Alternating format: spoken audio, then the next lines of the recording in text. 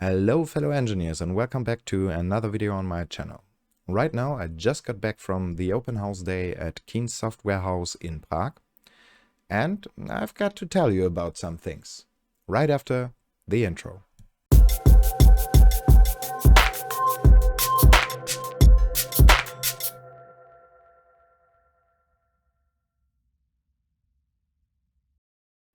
Yes, last Saturday we have been there, and besides some interesting additional informations about coming updates for space engineers, we had an exhausting but also amazing trip to Prague.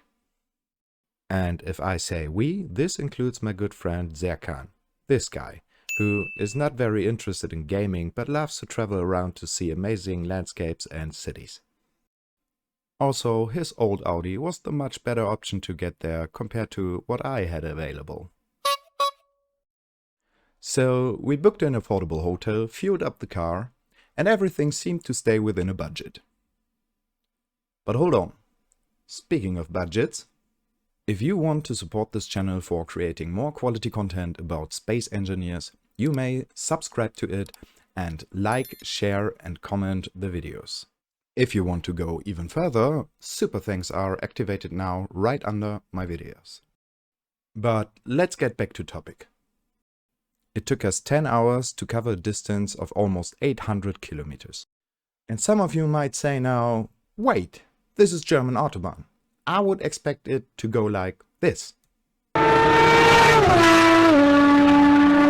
Oh yeah, but the hard truth is, it is more like this.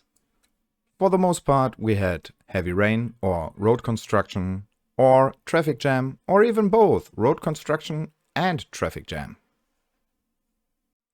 And after some fight with some uncommon payment options for Czech toll and tourist tax, luckily we had another friend in Germany who solved that for us, we finally reached Prague. So we found our hotel, checked into our rooms, and then we went to a restaurant that made us a pretty decent steak for its price point. And the next morning, we finally had been there. And besides some real-life impressions of what Keen made from the orangery, such as the garden, the conference room, the painted ceiling and that space engineer style handrails, we also had some interesting presentations about what Keen and Good AI are working on, how their philosophy works, and even that space engineers is used at universities for education and research. Also, we all had a great lunch served by Keen, but the problem with that is I was so busy with eating I forgot to take some footage about it. And that while it would have been worth it because they didn't just order catering service, they made some excellent burgers by themselves. But the best part of all, at least for me, was the conversations after the event. We had hours of talks, even with Marek, and on a walk and some drinks with Zokli and some others from the developers team. Okay, I got it. That is the part you're waiting for, right?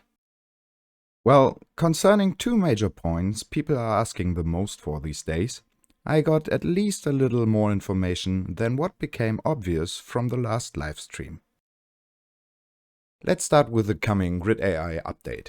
And if you have seen that in the stream, you may have already noticed that is not only scripts packed into blocks. So here are a couple of things that I found out about that. First, the coming update will contain 6 of these blocks. Well, obviously, if you have seen the first teaser. But second, each of these blocks has its own function. So they are 6 blocks, not one block that is loaded with one of 6 options. And number 3, 2 or more of these blocks will provide additional functions by interacting with each other. Number 4, this is the first part of a series of updates about Grid AI. Number 5, the update will come with some new blocks and an additional DLC, but none of that will be new armor shapes. And number 6, if they say, and we do want to get it to you guys as soon as possible, They mean within this year, which also means within the next couple of weeks, because from mid of December they will be in Christmas holiday. And now, what about the water planet they teased? Okay, let's do this the short and most painless way. There won't be any water in Space Engineers in the near future, and most likely there will never be. The reasons for that are very simple. What you have seen now is a Space Engineers planet transferred into VRH3 engine.